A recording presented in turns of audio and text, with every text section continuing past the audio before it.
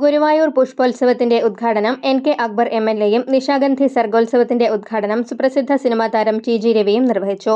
അതിനെ തുടർന്നുള്ള പിഞ്ചു കുഞ്ഞുങ്ങൾ ഉൾപ്പെടെയുള്ളവരുടെ മരണങ്ങളെല്ലാം നമ്മുടെ വല്ലാതെ അസ്വസ്ഥത ഉണ്ടാക്കുന്നതാണ്. കാരണം എവിടെയായാലും മനുഷ്യരാണല്ലോ മരിച്ചു വീഴുന്നത്.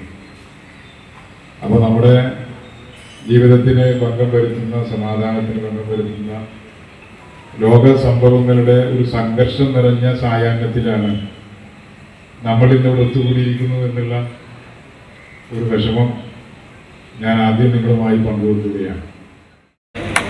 ഇപ്പൊ ചെയ്യുന്ന കാര്യത്തിൽ മാത്രമല്ല, പിന്നീട് രസമുണ്ടായിട്ടോ എന്താറിയോ, മോഹൻലാലിന്റെ മകൾ അഭിനയിക്കുന്ന ഒരു പടം വരുന്നുണ്ട്, തുടക്കം എന്ന് പറഞ്ഞിട്ട്. അവൻ്റെ ഹീറോയിൻ മോഹൻലാലിൻ്റെ റൂംമേറ്റാണ്, ഞങ്ങൾ ഒരുമിച്ച് താമസിക്കുന്നതാണ്.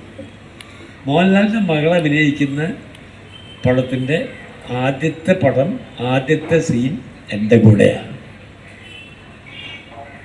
കുരുത്തണ്ടെന്ന് ലാലിന് തോന്നിയിട്ടുണ്ടാവുക തുടങ്ങിക്കോട്ടെ. അപ്പം ഞാൻ പറഞ്ഞു വന്നതെന്താ വെച്ചാൽ, ഈ സിനിമയുടെ ചില കാര്യങ്ങൾ നമ്മൾ ആലോചിക്കും. നഗരസഭാ ചെയർപേഴ്സൺ സുനിത അരവിന്ദൻ ചടങ്ങിൽ അധ്യക്ഷത വഹിച്ചു.